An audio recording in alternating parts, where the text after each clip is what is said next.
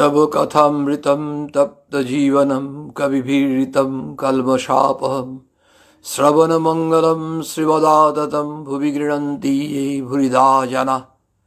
শ্রী শ্রী রামকৃষ্ণ কথামৃত।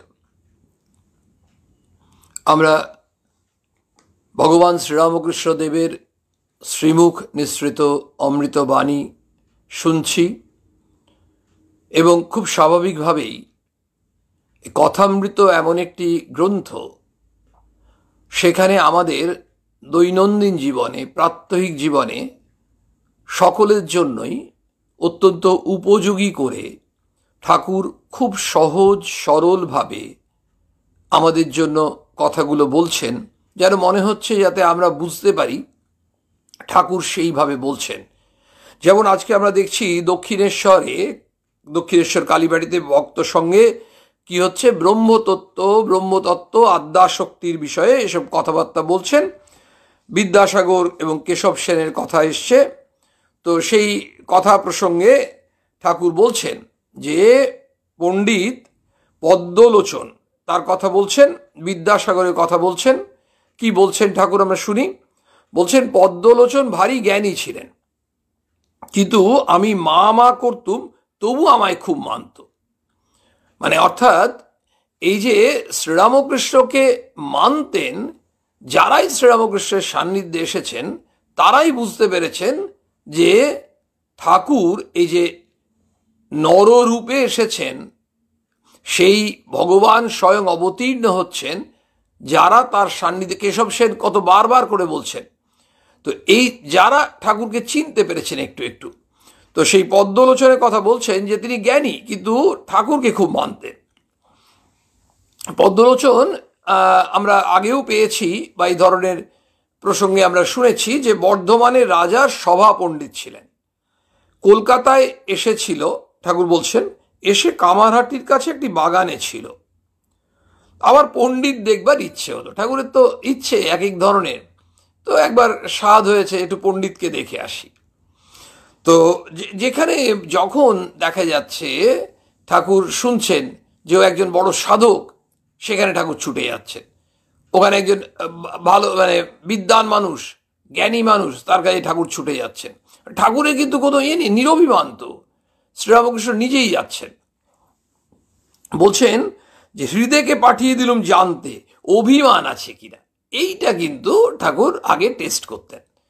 মানে কারোর মধ্যে যদি অহংকার থাকতো, ঠাকুর কিন্তু তার কাছে সাধারণভাবে যেতে চাইতেন। এবং যেখানে দেখা যাচ্ছে যে অহংকার, ওই ভগবান দাস বাবাজি আমরা শুনেছি সেই ঘটনা, তার কাছে চলে গেলেন। তো তিনি কি করছেন না, প্রথমে একজনকে বকছেন, তারপর বলছেন যে আমি তোকে তাড়িয়ে দেব, এই মালা ছিঁড়ে নেব, ইত্যাদি ইত্যাদি।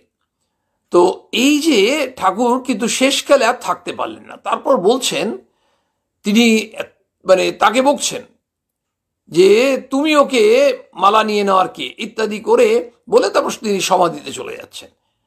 কিন্তু যারাই দেখেছেন তারা বুঝতে পেরেছেন এই মানুষটা কিন্তু আমাদের সবার থেকে আলাদা। তো শ্রীরামকৃষ্ণ তো প্রথমে কাউকে কিছু বলছেন না। যখন দেখছেন তার অহংটা এত চরমে প্রকাশিত হচ্ছে, তখন ঠাকুর না বলে থাকতে পারতেন না। কিন্তু মাঝে মধ্যে তার ভাগ্নেকে পাঠাতেন, যা তো দেখে আয় তো হৃদয় যে এই মানুষটার মধ্যে অভিমান আছে কিনা। তো শুনলাম পণ্ডিতের অভিমান নাই। ঠাকুর সেই আগের থেকে পরিসংখ্যান নিয়েছেন, তথ্য সংগ্রহ করেছেন। যার অভিমান আছে, ঠাকুর দেখুন কথামৃতে আমরা ঠাকুরের কাছে বারবার শুনছি না যে আমিটা যেন চলে যায়। যত রকমের এই সমস্যা হচ্ছে আমিকে নিয়ে, এই ইগো, ক্ষুদ্র আমি। সেটা ঠাকুর বলছেন, আমি মোলে ঘুচিবে জঞ্জাল। আমাদের সব সময় যে কোনো কিছু, যা কিছু হলো, একটু বিদ্যা হয়ে গেছে অহংকার চলে এলো, একটু টাকা পয়সা হাতে এসছে বেশি অহংকার এলো, একটু উঁচু পদে আমরা আসীন হলাম অহংকার, আমাকে একটু জনপ্রিয় হয়ে গেছি অহংকার। তাহলে এই বিভিন্ন দিক থেকে অহংকার আমাদের তাড়া করে। ঠাকুর জানেন যে অহংকারটা গেলেই কিন্তু আমরা কি করতে পারবো না, আমরা তখন স্বাভাবিকভাবে আমাদের মধ্যে শরণাগতি আসবে। আমরা জানি যে কারণে ঠাকুর আমাদের বারবার বলছেন যে আমাদের এই ভাবটা আনতে, কি না তুমি কর্তা আমি অকর্তা, আমি তো তোমার যন্ত্র, তুমি যেমন করাচ্ছ তেমনি করছি, যেমন বলাচ্ছ তেমনি বলছি।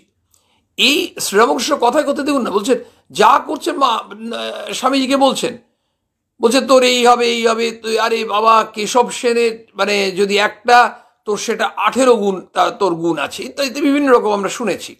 তো যখন এসব বলছেন 18টা শক্তি তোর মধ্যে আছে, তো কোথায় কেশব সেন আর কোথায় তখন নরেন্দ্রনাথ দত্ত একজন সেই অর্থে যুবক, তাকে দেখে ঠাকুর বলে দিচ্ছেন। তো ঠাকুর বলছেন দেখ আমি কিন্তু কিছু বলছি না, আমাকে মা বলাচ্ছেন, আমি কি বলছি কি আপনি কার সঙ্গে কার তুলনা করছেন, কোথায় কেশব সেন তার সঙ্গে আমার তুলনা করছেন? বলছেন ওরে আমি কি করেছি দেখি, আমাকে তো মা বলাচ্ছেন, আমি কিছু বলিনি, আর মা যা বলাবেন সব সত্যি।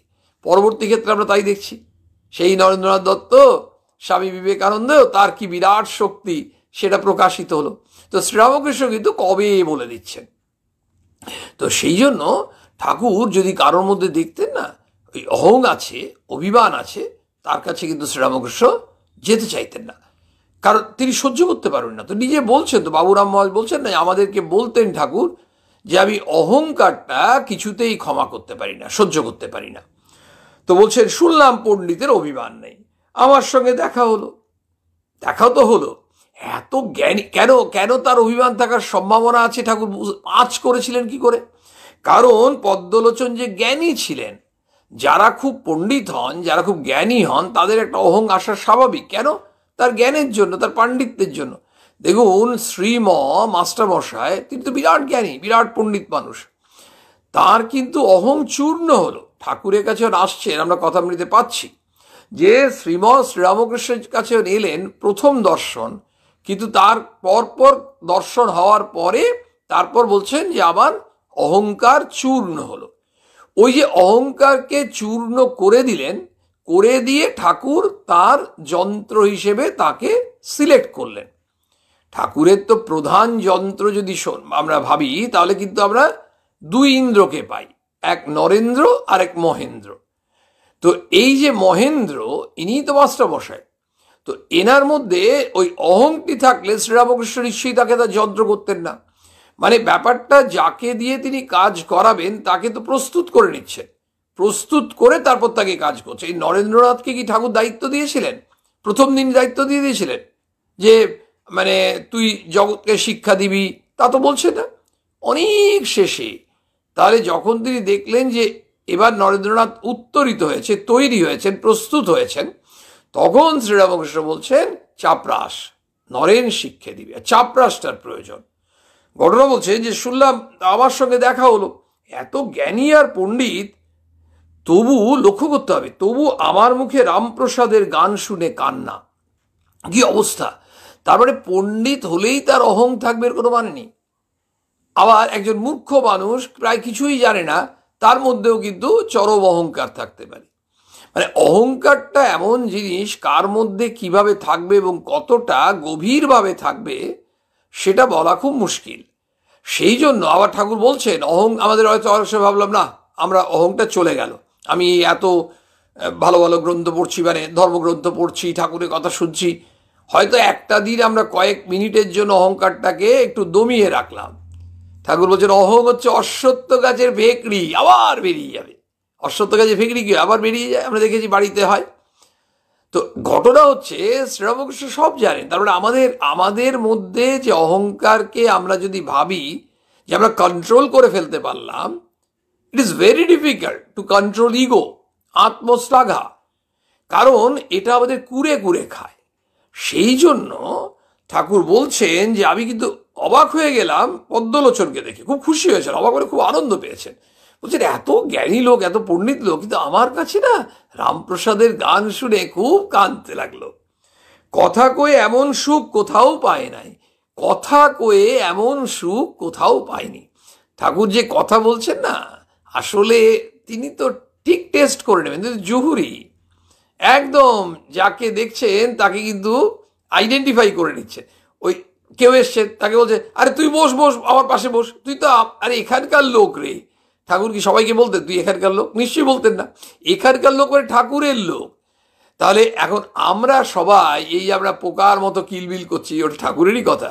মাকে বললেন না, অন্ধকারে পোকার মতো কিলবিল করছে এদের দেখো। তা আমরা তো সব পোকার মতো কিলবিল করছি। তা ঘটনা হচ্ছে কিন্তু আমাদের একটাই আনন্দ। দেখুন, ওই নবগোপাল ঘোষ ঠাকুরের ভক্ত, তিনি সেই বাড়ি করেছিলেন রামকৃষ্ণপুরে। তার ইচ্ছা কি না, আমি রামকৃষ্ণপুরে বাড়ি করলাম কেন? কেউ জিজ্ঞেস করছে তোমার ঠিকানা কি? রামকৃষ্ণপুর। তাহলে রামকৃষ্ণের নাম হবে, মানে রামকৃষ্ণ নামের এমন শক্তি। এই যে শক্তিটা, সেইটা আমাদের যত আমরা এই রামকৃষ্ণ নাম করছি, যত ভগবানের নাম করছি, মানে কি করে যাবে? এই যে কামনা বাসনা এগুলো যাবেটা কি করে? এমন তো নয় যে একটা ধরুন কিছু পড়ে আছে নোংরা, আমরা ঝাঁটিয়ে ফেলে দিলাম, অথবা এমন কিছু একটা আছে সেটা হয়তো কাউকে দিয়ে তুলিয়ে বাড়ির থেকে বাইরে করলাম। কিন্তু আমাদের ভেতর অহংকারটা এমন, সেটাকে আমরা তো ঝেড়ে ফেলে দিতে পারছি না। মানে মারঝাড়ু মেরে ঝেঁটিয়ে বিদায় কর, সে তো হবে না। ও আবার চলে আসবে। এই যে আবার যে চলে আসছে, সেই জন্য ঠাকুর আমাদের বারবার সচেতন করতে চাইছেন। আমরা এখানে দেখতে পাচ্ছি অদ্ভুত ব্যাপার। পদ্মলোচনের সম্বন্ধে বলছেন যে তার সঙ্গে এত কথা বলছি, খুব আনন্দ পাচ্ছি, এমনি সুখ কোথাও পাইনি। আসলে নিরভিমান মানুষের সঙ্গে কথা বলে ঠাকুর আনন্দ পেতেন, এটা পরিষ্কার বোঝা যাচ্ছে। তাহলে আমরা ঠাকুরের সঙ্গে কথা বলতে চাইছি, আমাদের নিরভিমান হতে হবে। আমাদের সঙ্গে ভগবানের কথা ঘটনা কি? আমরা তো ভাবি যে দেখুন, আমরা তো ভগবান সাকার নিরাকার কিছুই জানি না। আমরা তার কাছে কি প্রার্থনা, তুমি কোন রূপে আমাকে দেখা দাও, তা নয়। আমরা তোমাকে দেখতে চাই, তুমি কেমন তাই তো আমরা জানি না। সুতরাং আমরা কোন ফর্মে দেখবো এটা আমরা কি করে বলবো? ঠাকুর কতজনকে জিজ্ঞেস করতেন যে তুই সাকারে বিশ্বাসী না নিরাকারে বিশ্বাসী, এবং তাবর মানুষরা বলতেন কি করে বলবো, আমি সাকারও জানি না নিরাকারও জানি না।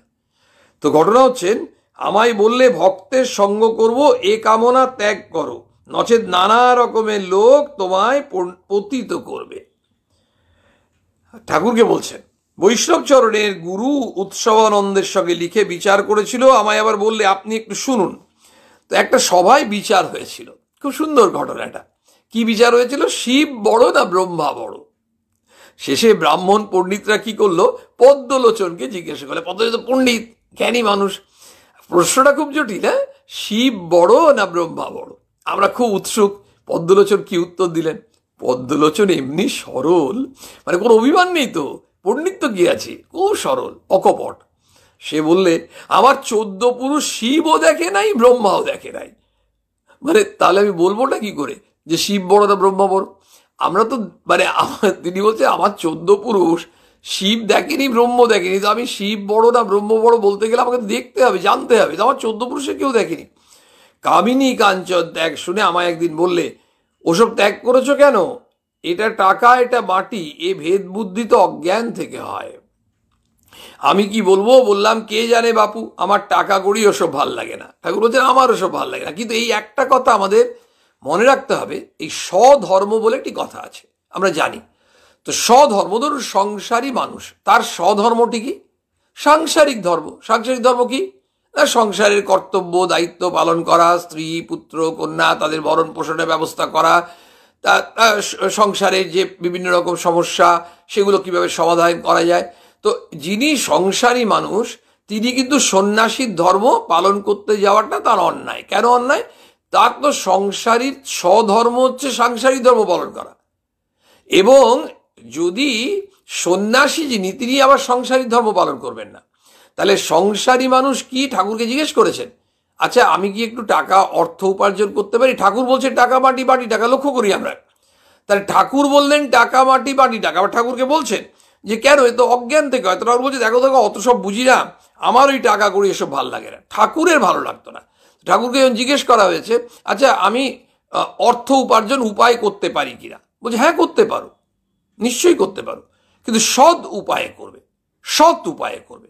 অর্থাৎ তুমি উপায় করবে বলে তুমি লোককে ঠকাতে শুরু করলে, তুমি অন্যায় উপায়ে ঘুষ নিচ্ছ, সেটা কিন্তু অসৎ উপায় হয়ে যাচ্ছে। তুমি সৎ উপায়ে উপার্জন করো। তার সঙ্গে বলছেন আরো কথা, যে তুমি করতে করতে, মানে তুমি অর্থের দাস না অর্থ তোমার দাস? আমরা ভাবি দেখুন আমাদের ঘটনাটা কি হয়ে যাচ্ছে, স্বামীজি একটা কথা বলছে খুব সুন্দর, টাকায় মানুষ করে না মানুষে টাকা করে, মানুষে আইন করে না আইনে মানুষ করে। দেখুন আমরা ভালো করেই জানি যে মানুষ টাকা করে, টাকায় মানুষ করে, এটা কি হয়? টাকা থাকলে কি কেউ একজন মানুষ হয়ে যাবে? তার মানে গরিব দরিদ্র একেবারে তারা তারা কোনোদিন মনুষ্যত্ব অর্জন করতে পারে না। তাদের মধ্যে কত উদার মানুষ আছে, কত ভালো মানুষ আছে। ধন সম্পদ থাকলেই আমরা মানুষ হয়ে যাবো তা তো নয়। যে কারণে স্বামীজি একেবারে উন্মাদের মতো চিৎকার করছেন, এখনো করছেন, আগামী দিনেও করবেন, কি না মানুষ চাই মানুষ চাই আর সব হইয়া যাইবে। যে কথা তিনি 1897 সালে বলেছিলেন, যখন কত দক্ষিণ ভারতীয় যুবক স্বামীজিকে বলেছিলেন যে আপনার এত শক্তি, ভারতবর্ষকে স্বাধীন করে দিচ্ছেন না কেন, আপনি সক্রিয় রাজনীতিতে আসুন। বলছে দেখো রাজনীতি নয়, আসলে স্বাধীন আমি ভারতবর্ষকে করে দিতে পারি, কালই করতে পারি, কিন্তু স্বাধীনতা রাখার জন্য মানুষ কোথায়? তো ঠিক আমাদের মধ্যে যেটা শ্রীরামকৃষ্ণ বলছেন মান এবং হুঁশ, তো আমাদের মধ্যে কি আমাদের সংসারী লোকদের জন্য কিন্তু ঠাকুর বললেন তুমি সৎ উপায়ে রোজগার করো, কিন্তু এমন করো না যে তুমি অর্থের পেছনে ছুটছো, মানে অর্থ তোমাকে তাড়া করে নিয়ে যাচ্ছে, এইটা হবে না।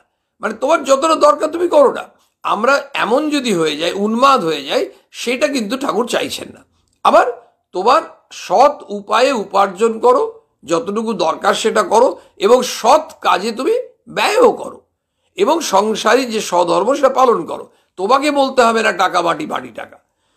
বিদ্যাসাগরের আবার দয়া নিয়ে সেখানে শ্রীরামকৃষ্ণ কি বলছেন, একজন পণ্ডিতের ভারী অভিমান ছিল, ঈশ্বরের রূপ মানত না, কিন্তু ঈশ্বরের কার্য কে বুঝবে? ভগবান যে কাকে, এই যে ভগবানের কৃপার কথা আসছে, দেখুন আমরা অনেক সময় ভাবি যে আমরা ঠিক করলাম একজন সাধারণ, খুব সাধারণ একজন মানুষ, মানে আর্থিক দিক দিয়ে খুব সাধারণ রোজগার, তিনি ভাবছেন তার ছেলেটাকে দুন স্কুলে পড়াবেন। এবার দুন স্কুলে পড়াতে গেলে আপনারা জানেন দেহরাদুন স্কুল, দুন স্কুলে কি বিরাট আর্থিক খরচ হয়।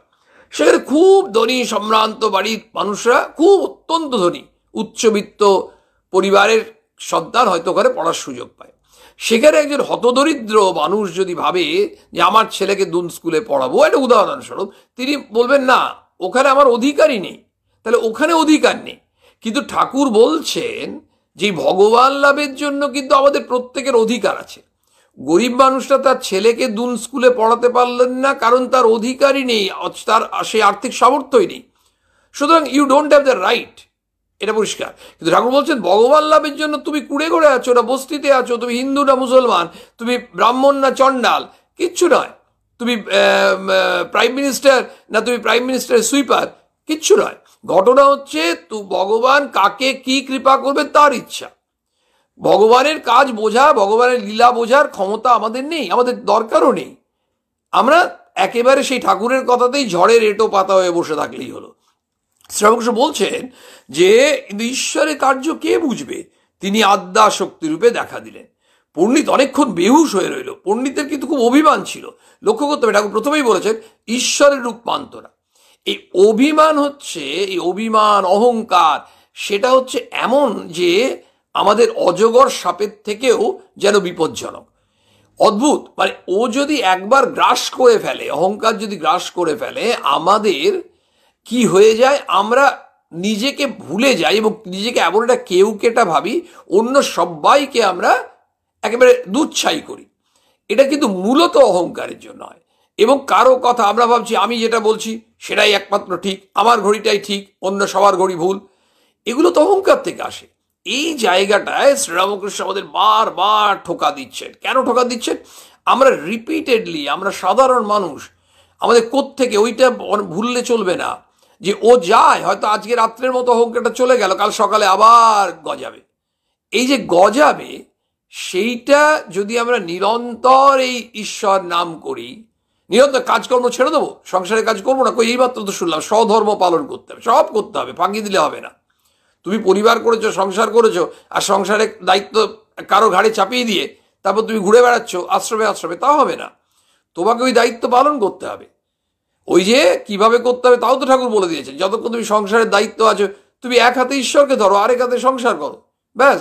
সংসারের দায়িত্ব পালন করে নিয়েছো, এবার দু হাতে ঈশ্বরকে ধরো, চলো এবার তুমি তোমার দায়িত্ব পারো, ছেলেমেয়েরা মানুষ হয়ে গেছে বা দাঁড়িয়ে গেছে, নিজের পায়ে নিয়ে দাঁড়িয়ে গেছে, ওরা নিজের মতো চালাক, তুমি এবার তোমার মতো ঈশ্বর চিন্তায় ডুবে যাও।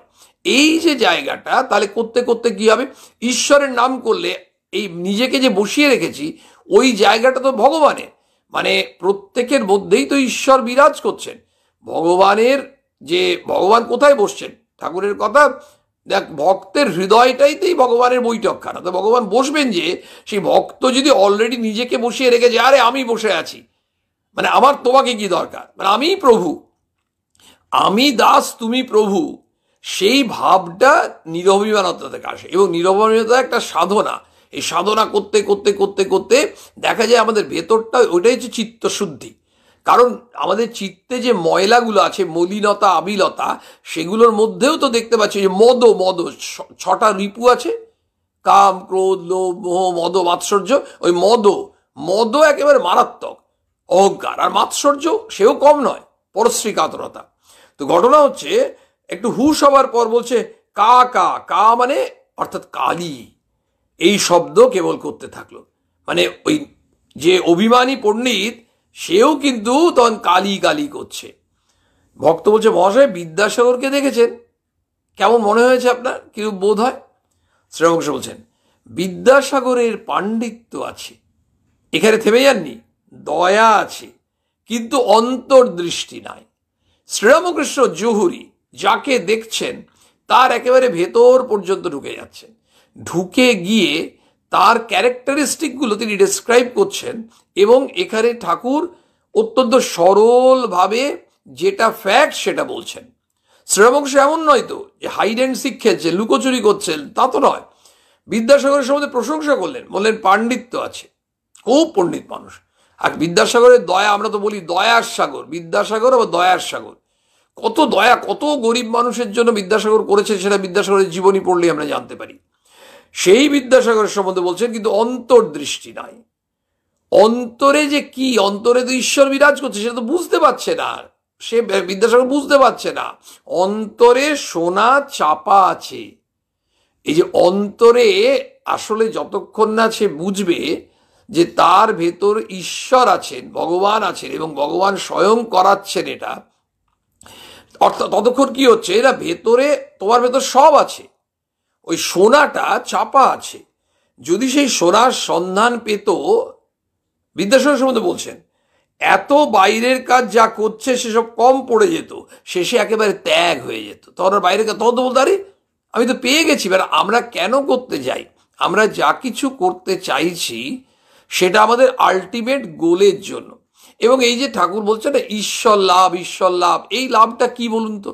আমরা কি এমন জিনিস, এই দোকান থেকে এই ওখানে যে পেয়ারা গাছে পেয়ারা আছে, এই পেয়ারাটা নিতে হবে, ওই পেয়ারাটা পেলাম, কি ওখানে অমুক জিনিসটা আনতে হবে, একটা কোথাও ডিসকাউন্ট দিচ্ছে মলে, সেখান থেকে আনতে, সে লাভ করলাম, এটা তো নয়। ঈশ্বর লাভ মানে ঈশ্বর তো তোমার মধ্যেই আছে, আমাদের মধ্যেই আছে, সেটা আমরা অনুভব করতে পারছি না। স্বামীজিও একই বললেন, ঠাকুর কি বললেন, মানুষই তো ঈশ্বর। স্বামীজি তাই বলছেন যে এই যে প্রত্যেকটা মানুষের মধ্যে তো দেবত্ব আছে, কোথাও নয়, দেবত্বটা বাইরে থেকে আসেনি। নিউটন ওই ল অফ গ্র্যাভিটেশন এর জন্য উনি আবিষ্কার করলেন, আবিষ্কার মানে তার ভেতরে ছিলই, সেটা সেদিন প্রকাশিত হলো, আর কিচ্ছু নয়। ভেতরে আছে, আমাদের মধ্যে সেই দেবত্ব আছে, সেই দেবত্বটা ধামা চাপা পড়ে আছে। সেইটা বলছেন, ওই যে সেই মায়ের সম্বন্ধে বলছেন না, ছাই চাপা বেড়াল, তো বলছেন এত অন্তরে হৃদয়ের মধ্যে ঈশ্বর আছেন। ঠাকুর বলছেন বিদ্যাসাগরের মধ্যে, বলছেন প্রত্যেকের মধ্যে অন্তরে হৃদয়ের মধ্যে ঈশ্বর আছেন, এ কথা জানতে পারলে তাঁরই ধ্যান চিন্তায় মন যেত। এইটা বিদ্যাসাগর বুঝতে পারছেন না। কার কথা? শ্রীরামকৃষ্ণের কথা। শ্রীরামকৃষ্ণ বিদ্যাসাগরের সঙ্গে সাক্ষাৎকার হওয়ার পরে বিদ্যাসাগরকে তিনি যা বোঝার বুঝলেন, বঙ্কিমচন্দ্রকে বলছেন, কেশব সেনকে বলছেন। এই যে তিনি ঠাকুর যে বিভিন্ন মানুষের কাছে গেছেন বা ঠাকুরের সঙ্গে যাদের সাক্ষাৎ হচ্ছে বিভিন্ন সময়, যাকে তার ভেতরের তার প্রকৃতিটা কি, তার শক্তিটা কি, তার দুর্বলতাটা কি, সেটা উনি ধরে নিচ্ছেন। এই যেটা তিনি ডিটেক্ট করছেন সেটা তিনি বলছেন, কথামৃত আমরা পাচ্ছি। কি বললেন? বললেন যে অন্তরে হৃদয়ের মধ্যে তো ঈশ্বর আছেন, সেটা বিদ্যাসাগর বুঝতে পারছে না। এই কথাটাই জানতে পারত, তারই ধ্যান চিন্তায় মগ্ন হয়ে যেত। কারো কারো নিষ্কাম কর্ম অনেক দিন করতে করতে শেষে বৈরাগ্য হয়, আর ওইদিকে মন যায়, ঈশ্বরে মন লিপ্ত হয়। এটা ঠাকুর বলছেন যে কারো কারো কি হয়, কর্ম দেখুন, সকাম কর্ম, নিষ্কাম কর্ম। এই যে আমরা নিষ্কাম কর্ম আমরা করতে পারি না কথায় কথায়, কেন বলুন? কোনো কামনা নেই, কিছু চাইছি না, শুধু কর্মণ্যেবাধিকারস্তে মা ফলেষু কদাচন। কিন্তু আমাদের সবসময় কাজ কি হয়ে যায়, সকাম হয়।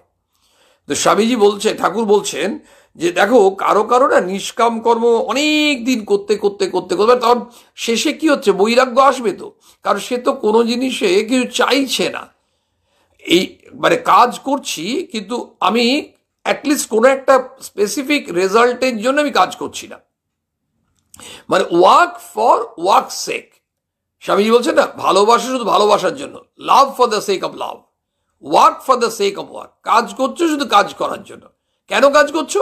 কারণ কাজটাই তোমার কাছে পুজো। এই কাজটাই যদি যখন পুজোতে রূপান্তরিত হবে, তখন আমাদের কাছে এই নিষ্কাম কর্মের দিকে যখন ঝোঁক আসে, তখন আস্তে আস্তে বৈরাগ্য হয়, আর ওইদিকে মন যায়, তখন ঈশ্বরে মনটা লিপ্ত হয়, তখন ঈশ্বরে অনুরাগ আসে। ঈশ্বর বিদ্যাসাগর যেরূপ কাজ করছে সে খুব ভালো। এবার শ্রীরামকৃষ্ণ বলছেন ঈশ্বরচন্দ্র বিদ্যাসাগর যে কাজ করছে না, খুব ভালো কাজ, দয়া খুব ভালো, কিন্তু দয়া আর মায়া অনেক তফাৎ। দয়া, এই দয়ার ক্ষেত্রে কিন্তু ঠাকুর বলেছিলেন যে, প্রথমে বললেন না যে জীবে দয়া, জীবে দয়া বলে বললেন যে দুঃসালা, দিয়ে সমাধিতে ফিরে আসছেন, তখন বলছেন তুই জীবে দয়া করার কে রে? শিব জ্ঞানে জীব সেবা, যে কথা স্বামীজি সারা জগতে বিশ্বে প্রচার করলেন। এই যে কথাটা বলছেন যে ওর কিন্তু দয়া আছে, ঈশ্বরচন্দ্র বিদ্যাসাগরের সম্বন্ধে বলছেন যে তার মধ্যে দয়া আছে, দয়ার ভাবটা খুব আছে এবং দয়াটা ভালো বলে বলছেন দয়া আর মায়া কিন্তু এক জিনিস নয়। আমরা অনেক সময় বিভ্রান্ত হতে পারি, ঠাকুর আমাদেরকে পরিষ্কার করে দিচ্ছেন, বলছে দয়া ভালো, মায়া ভালো নয়। আমাদের মনে প্রশ্ন, কেন ভালো নয়? ঠাকুর বোঝাচ্ছেন মায়া মানে কি জানো? ঠাকুর বলছেন মায়া আত্মীয়ের উপর ভালোবাসা, স্ত্রী, পুত্র, ভাই, ভগিনী, ভাইপো, ভাগ্নে, বাপ, মা, এদের উপর। দয়া সর্বভূতে সমান ভালোবাসা। তাহলে যে মাইক ভালোবাসা, আমরা মায়াতে আচ্ছন্ন হই।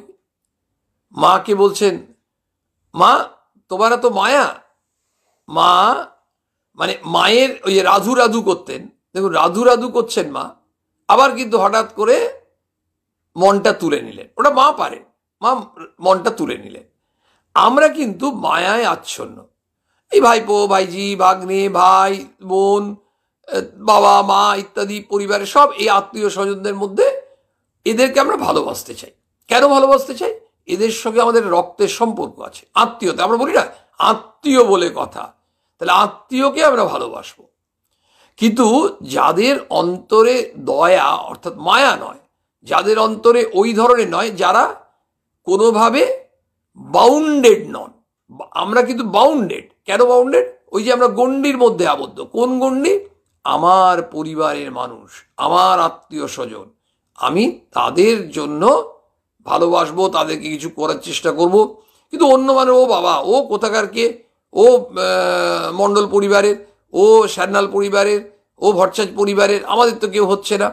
এই যে আমরা ভাবতে যাই, যাদের মনে এই মায়া না থেকে ওই দয়ার ভাব থাকে, সেই দয়াটা ঠাকুর কি ডিফাইন করলেন? বলছেন সর্বভূতে সমান ভালোবাসা। অয়ং নিজ পরবেতি গণনা লঘু চেতসাম উদারণন্তু বসুধৈব কুটুম্বকম। মানে যারা উদার মানুষ হন তাদের কাছে পুরো দুনিয়ায় কুটুম্ব, তাদের কাছে আর ওই আমার ওই মুখার্জি পরিবার নয়, আমার ওই গাঙ্গুলি পরিবার নয়, আমার তখন সমস্ত, ওই মা বললেন জগৎকে আপনার করে নিতে শেখো।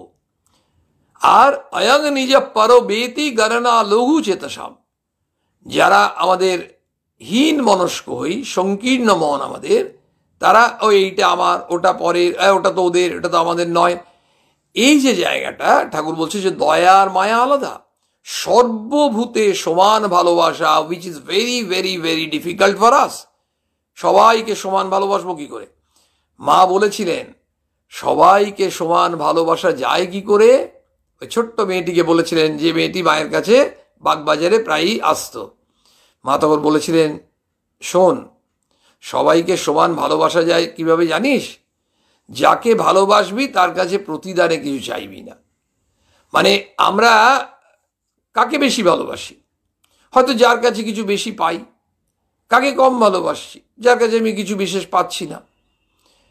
কিন্তু সবাইকে যদি সমান ভালোবাসতে হয়, তাহলে আমি বেশি পাওয়া বা কম পাওয়াটা আসছে কোত্থেকে? ইফ ইউ হ্যাভ এক্সপেকটেশন, আমার যদি কোনো প্রতিদানে কিছু চাওয়ার নাই থাকে, তাহলে তাহলে আমি তো চাইছি না কারোর কাছে, তাহলে আর কম বেশি কি আছে? দয়া হচ্ছে, ঠাকুর বলছে, সর্বভূতে সমান ভালোবাসা। মাস্টারমশাই তখন জিজ্ঞেস করছেন, শ্রীম, দয়াও কি একটা বন্ধন? শ্রীরামকৃষ্ণ বলছেন, সে অনেক দূরের কথা। দয়া সত্য গুণ থেকে হয়। তম, রজ, সত্য, 3 গুণ। বলছে দয়া সত্য গুণ থেকে হয়। সত্য গুণে পালন, রজগুণে সৃষ্টি, তমগুণে সংহার। তমগুণে তো সংহার হয়ে যাচ্ছে, আর রজগুণে তো গঠন হচ্ছে, কিন্তু পালন যেটা, সেটা কিন্তু সত্যগুণে। কিন্তু ব্রহ্ম কি? ব্রহ্ম সত্য, রজ, তম, 3 গুণের পার, প্রকৃতির পার। যেখানে ঠিক ঠিক সেখানে গুণ পৌঁছতে পারে না। চোর যেমন ঠিক জায়গায় যেতে পারে না, ভয় হয় পাছে ধরা পড়ে, সত্য, রজ, তম 3 গুণই চোর। বলে সেই একটা গল্প, বিখ্যাত গল্প, এই সম্বন্ধে একটা কথা মনে পড়ছে, যে ঠাকুরকে হরি মহারাজ একবার জিজ্ঞেস করেছিলেন বলরাম বসুর বাড়িতে, যে আচ্ছা, এই যে আপনি কথায় কথায় এত সুন্দর সুন্দর গল্প বলেন, এই উপমা দেন, এগুলো সব কি আপনি ভেবে আসেন? তখন ঠাকুর বলছেন, ধুর, আমি কেন ভেবে আসবো? আমাকে তো মা বলান, আমি কিছু ভাবি নাকি? আমাকে সব সময় মা যোগান দিয়ে দিচ্ছেন, মানে মা সাপ্লাই দিচ্ছেন। শ্রীরামকৃষ্ণ কোনো গল্প তৈরি করে আসতেন না। এই দক্ষিণেশ্বর থেকে আসছেন বলরাম বসুর বাড়িতে, ওখানে ভক্তদের সাথে মিট করবেন, কিংবা দক্ষিণেশ্বরে ভক্তরা আসবে তার আগে সকালবেলায় তৈরি করে নিচ্ছেন, তা নয়। মুখ দিয়ে বেরিয়ে যাচ্ছে গল্প, উপমা, অসাধারণ অসাধারণ।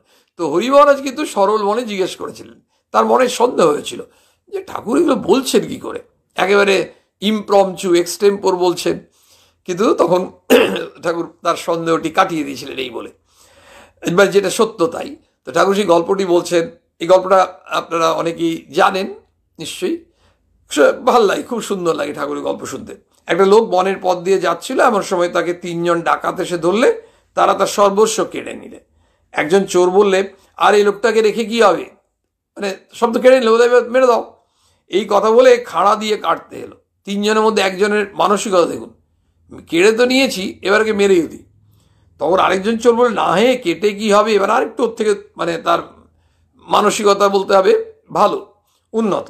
বলছে একে হাত পা বেঁধে এখানে ফেলে যাও। তখন তাকে হাত পা বেঁধে ওখানে ওই চোররা ফেলে দিল। মানে এই চোরটি যেন আগের চোরের থেকে করুণা মনে বেশি। আরেকজন চোর বাকি আছে। কিছুক্ষণ পরে তাদের মধ্যে একজন ফিরে এসে বললে, আরেকজন চোর বাকি ছিল, তোমার কি লেগেছে? ওই যে বেঁধে দিয়েছে না, এসো আমি তোমার বন্ধন খুলে দিই। গল্পটা কোথায় বলছেন? দয়াও কি একটা বন্ধন? দেখুন, বলছে তার বন্ধন খুলে দিয়ে চোরটা বললে, আমার সঙ্গে সঙ্গে এসো, তোমায় সদর রাস্তায় তুলে দিচ্ছি। আমরা দেখলাম এই চোরটার কিন্তু বিরাট দয়া, তাই না? মানে একজন তো মেরে দিতে চাইলো, একজন তার থেকে ভালো, বেঁধে ফেলে রেখে দাও। আরেকজন বলল না, এসে একদম রাস্তায় দেখিয়ে দিচ্ছে, রাস্তাতে হেঁটে বাড়ি চলে যাবে। অনেকক্ষণ পরে সদর রাস্তায় এসে বললে, এই রাস্তা ধরে যাও, ওই তোমার বাড়ি দেখা যাচ্ছে। তখন লোকটা চোরকে বললে, মশাই আমার অনেক অনেক উপকার করলেন, এখন আপনিও আসুন, আমার বাড়ি পর্যন্ত যাবেন। চোর বললেন, না, আমার ওখানে যাবার জো নেই, পুলিশে টের পাবে। সংসারই অরণ্য, গল্পটা বলে এবার ঠাকুর আমাদের বোঝাচ্ছেন, এই সংসারটাই অরণ্য। এই বনে 3 জন চোর, 3 জন ডাকাত, সত্য, রজ, তম, জীবের তত্ত্বজ্ঞান, তার তত্ত্বজ্ঞানটা কেড়ে নেয়। ওই যে যথাসর্বস্ব কেড়ে নিয়েছিল, তা মানুষের তত্ত্বজ্ঞানটা কেড়ে নিচ্ছে এই সত্য, রজ, তম। তমগুণ কি করে? জীবের বিনাশ করতে চায়, সংহার। ওই যে প্রথম ডাকাতটা। রজগুণ সংসারে বদ্ধ করে, একেবারে সাংসারিক বদ্ধজীব হয়ে যাচ্ছি। ওই যে সেকেন্ড ডাকাতটা হাত পা বেঁধে রেখে দিল। কিন্তু সত্যগুণ কি করছে? ওই প্রথম ডাকাত দ্বিতীয় ডাকাতের থেকে তৃতীয় যে লাস্ট এলেন, সে কিন্তু সবার থেকে ভালো, সবার থেকে বাঁচিয়ে দিল। বলছে সত্যগুণ রজস্তম থেকে বাঁচায়। সত্যগুণের আশ্রয় পেলে কি হয়? ওই তৃতীয় ডাকাতে আশ্রয় পেল, ও একদম সদর রাস্তা দিয়ে বাড়ি একদম পৌঁছে দিলেন প্রায়, ওই দেখো বাড়ি চলে যাও। তো সত্যগুণে আশ্রয় পেলে কি হবে? আমাদের কাম ক্রোধ এসব তমগুণ থেকে রক্ষা হয়। সত্যগুণও আবার জীবের সংসার বন্ধন মোচন করে। ওই যে থার্ড চোরটা এসে বন্ধনটা খুলে দিয়েছিল, যে সাংসারিক যে আমরা সংসারে বদ্ধজীব হয়ে যাচ্ছি সেটাও তো ভালো নয়, সেখান থেকেও তো মুক্তি চাই, সেটা সত্যগুণ আমাদের মুক্ত করে। কিন্তু সত্যগুণও চোর, তত্ত্বজ্ঞান দিতে পারে না। ও তো চোর ছিল, তিনজনের তো একজন, কিন্তু সেই পরম ধামে যাওয়ার পথে তুলে দেয়। আমাদের ওই যে মানুষটাকে বাড়িটাই তো তার লক্ষ্য ছিল, বাড়িটা ওইখানে দেখিয়ে দিল, পৌঁছে দিতে পারলো না, কিন্তু বললো পুলিশ আসবে। তেমনি আমাদের সত্যগুণ আমাদের পৌঁছে দিতে পারবে না, আমাদের রাস্তাটা দেখিয়ে দিল পরম ধাম, অর্থাৎ আমাদের ঈশ্বর লাভ দিয়ে বলে ওই দেখো তোমার বাড়ি ওই দেখা যায়। যেখানে ব্রহ্মজ্ঞান সেখান থেকে সত্যগুণও অনেক দূরে। ওং নিরঞ্জনম নিত্যমনন্ত রূপং ভক্তানুকম্পাদিত বিগ্রহং বৈ ঈশাবতরং পরমেশ্বরং রামকৃষ্ণং শিরসা নমামঃ।